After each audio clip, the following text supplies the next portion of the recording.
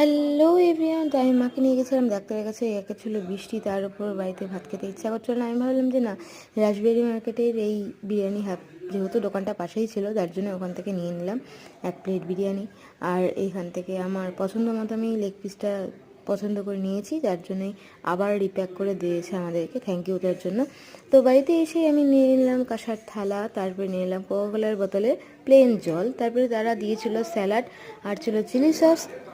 আর প্যাকেটের মধ্যে ছিল ঠাসা ঠাসা বিরিয়ানি, মানে পরিমাণটা অনেকটাই ছিল। তো এই ছিল লেগ পিসটা, সাথে ছিল একটা বড় সাইজের আলু।